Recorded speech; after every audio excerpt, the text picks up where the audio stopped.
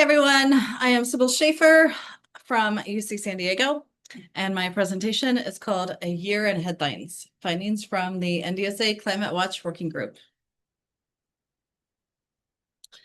So a few years ago, I came across an article discussing how that past July had been the hottest on record and how greenhouse gas emissions had skyrocketed up from their drastic dip during the COVID-19 pandemic to reach new heights.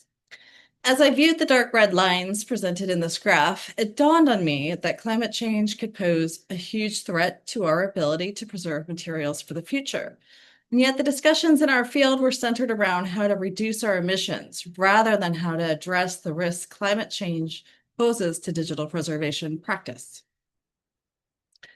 I realized that I myself had been avoiding any news about climate change because it's hard. The outlook is grim, and it's especially easy to avoid when climate change news isn't even part of your regular news feed. Yet there are many indirect and direct ways in which climate change will affect what we do. It will cause disruption to infrastructure. Natural disasters will disrupt energy availability, communication networks, supply chains, and physical buildings, including data centers. And droughts will affect the availability of water.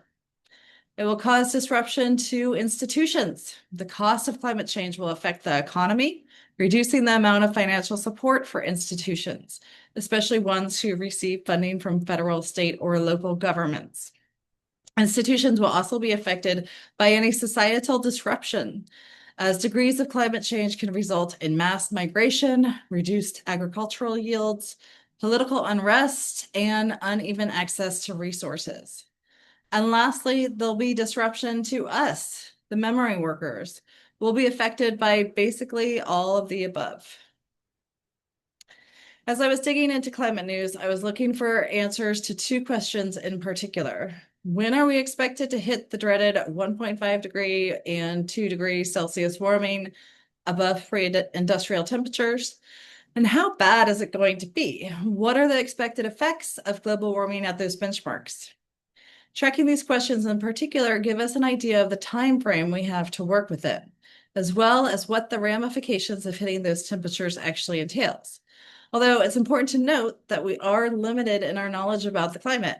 We're learning new things all the time, but humanity has never before injected large amounts of carbon and other greenhouse gases into the atmosphere, so our predictions are limited, which is why it's important to keep on top of climate news so we can be proactive and adapt and plan for the future rather than react in the moment. Good digital preservation stewardship means that you scan the future for potential risks to the materials you steward, and you make plans to mitigate those risks.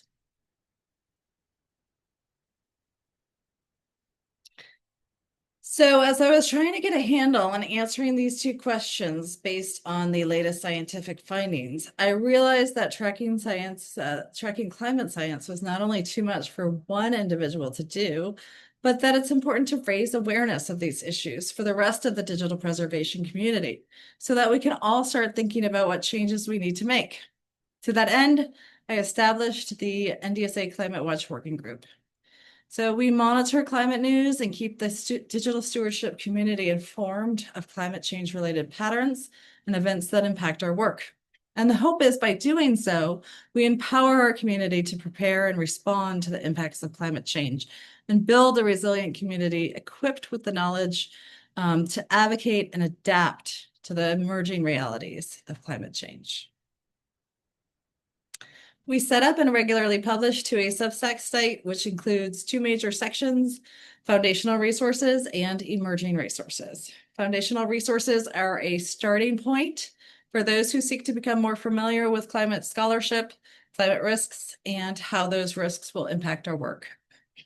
And the emerging resources sections contains recent news, articles, and publications starting in January 2024. We add content regularly, about 3 times a year, and in each annotation, we highlight the importance of the study of the report and how it may affect digital preservation work. So with that as background, I'm going to quickly provide a brief overview of some major news items, studies, and reports that we've covered this past year. The links listed in each bullet indicate the source I pulled these from in case you want to dig further. 2023 and 2024 were the two hottest years on record. 2025 has so far been cooler, but it is shaping up to be close behind the previous 2 years and not a drop back to the former baseline, as some climate scientists had hoped. Going back to the question of when will we pass the 1.5 and 2 degrees Celsius mark, there is growing consensus that we will exceed the 1.5 degree warming threshold, which is significant because part of the Paris Agreement treaty was an aim to keep global warming to well below 2 degrees Celsius using the 1.5 degrees using 1.5 degrees as the threshold. So in effect, there is growing consensus that we will pass this initial benchmark established in the Paris Agreement. On top of nearing this threshold, the pace of global warming has accelerated. The 1970 to 2010 warming rate of 0.18 degrees Celsius per decade almost doubled between 2010 and 2023, as illustrated by this graph on the slide. And on top of all of that, worldwide emissions are not decreasing. So the one thing that could help slow this train, which is reducing our fossil fuel emissions, has yet to happen. In fact, we have not yet reached our peak for emissions, which will supposedly happen once emissions start to decline instead of increase.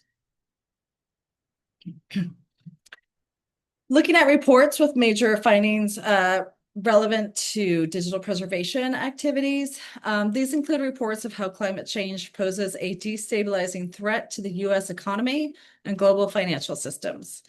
One study estimates that we can expect about a 20% decline in global GDP by 2050 due to climate change factors.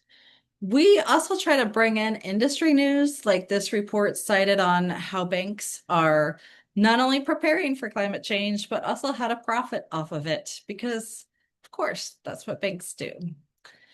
The second report listed assessing risk to national climate or national critical functions as a result of climate change is an especially pertinent source for us as it assesses disruption to our infrastructure, such as energy generation and distribution, communication networks, and supply chains, which are all listed at high risk of disruption due to climate change factors. And then finally, there are several articles discussing new findings on sea level rise, extreme heat, ocean acidification, the potential for decreased agricultural yields, and more extreme weather events, which will affect digital preservation practitioners and the organizations within which they work.